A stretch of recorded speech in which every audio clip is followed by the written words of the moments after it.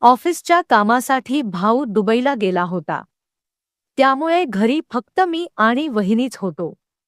घरात एक प्रकारची शांतता होती, पण त्याचबरोबर एक अनामिक मोकळेपणाही जाणवत होता. आम्ही दोघेही एकमेकांना कंपनी देत होतो. पुण्यात जून महिन्याची दुपार होती. 10 वाजले तरीही हवेत गारवा होता. आकाशात काळे ढग जमायला सुरुवात झाली होती. मी बाईकवरून वहिनीला घेऊन मार्केटला निघालो होतो. फर्ग्युसन कॉलेज रोडच्या गर्दीतून आम्ही वाट काढत होतो. भाऊजी, लवकर चला. पावसाचा काही भरवसा नाही, वहिनीने पाठीमागून आवाज दिला. मी मागच्या आरशात पाहिलं. ती माझ्या पाठीला अगदी चिटकून बसली होती. तिच्या श्वासाची ऊब माझ्या पाठीला जाणवत होती आणि नकळतच एक अनामिक ओढ निर्माण झाली होती. एका हॉटेलसमोर मी बाईक थांबवली. थांबा वहिनी, जेवणाचं पार्सल घेतो, असं म्हणत मी खाली उतरलो. हे काय भाऊजी? घरी जाऊन बनवलं असतं ना, उगाच पैसे कशाला, त्या म्हणाल्या. मी त्यांच्याकडे हसून पाहिलं. तुमचं अंग दुखत असेल. घरी जाऊन पुन्हा स्वयंपाक करायचा त्रास नको तुम्हाला. पुण्यातलं वातावरण असं आहे की कधी पाऊस येईल सांगता येत नाही आणि मग भूक पण लागते, मी म्हणालो. माझे शब्द ऐकून त्यांच्या चेहऱ्यावर एक गोड हसू आलं. त्यांच्या डोळ्यात एक वेगळीच चमक होती. मी पार्सल घेऊन परत आलो आणि बाईकवर बसलो.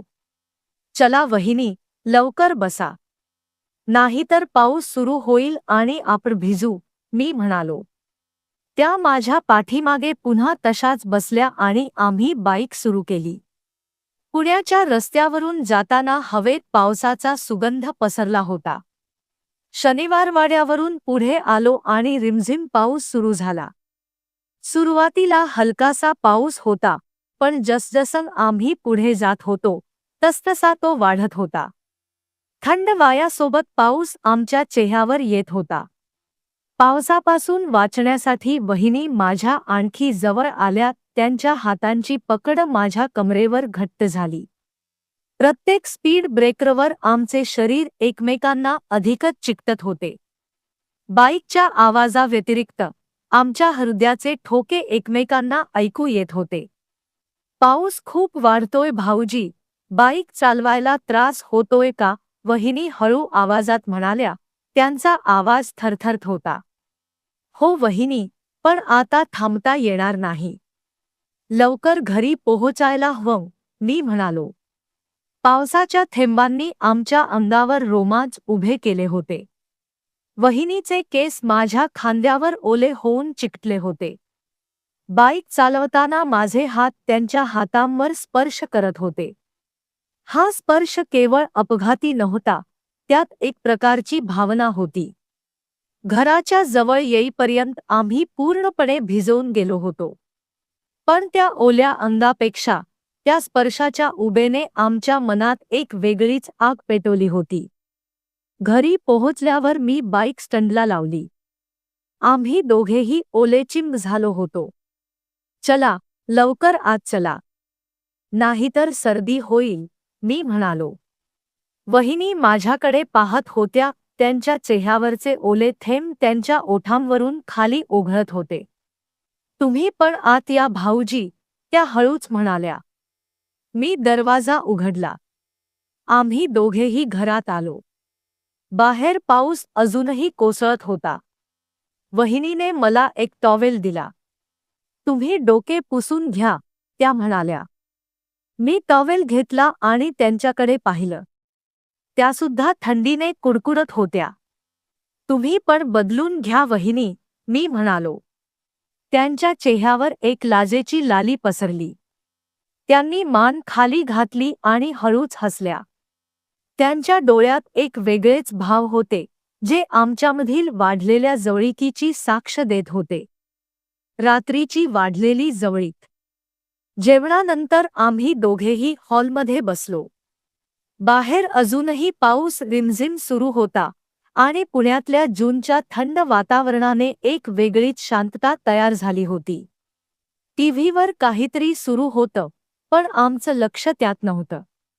आम्ही एकमेकांकडे पाहत होतो आणि आमच्या डोळ्यात एक नवीन चमक होती. आजपर्यंत मनात दडलेल्या भावना आता बाहेर येत होत्या. भाऊजी, आज तुम्ही खूप काळजी घेतली माझी, वहिनी हळूच म्हणाल्या. तुम्ही नसता तर मला एकटं वाटलं असतं. त्यांच्या या बोलण्याने माझ्या मनात एक वेगळीच भावना निर्माण झाली. तुम्ही माझी वहिनी आहात, काळजी नाही घेणार तर कोणाची, मी हसून उत्तर दिलं.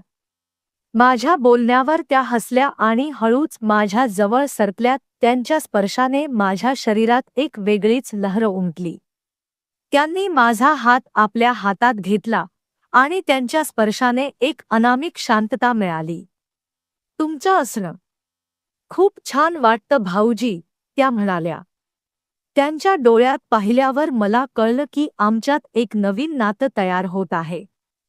ते नातं फक्त एका वहिनी आणि भावाचं नव्हतं, त्याहून काहीतरी अधिक होतं. मी हळूच त्यांचा हात दाबला.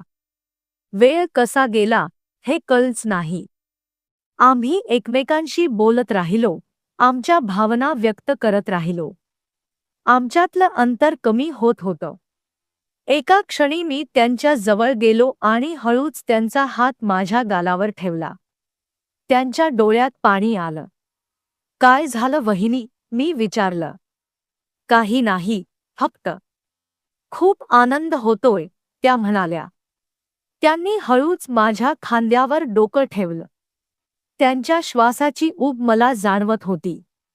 आम्ही एकमेकांच्या खूप जवळ आलो होतो. ती रात्र आमच्यासाठी अविस्मरणीय होती. बाहेरच्या पावसाने वातावरण थंड केले होते, पण आमच्यातील भावनांनी ते गरम केले होते. भाऊ दूर असल्यामुळे त्या दिवशी आम्ही दोघेच होतो आणि आमच्यामध्ये कोणीही नव्हतं. त्या रात्री आम्ही एकमेकांचे झालो. ती रात्र आमच्यासाठी एक नवीन सुरुवात होती, एक नवीन नात्याची. कथा आवडल्यास व्हिडिओला लाईक आणि शेअर करा आणि चॅनलला सबस्क्राईब करायला विसरू नका.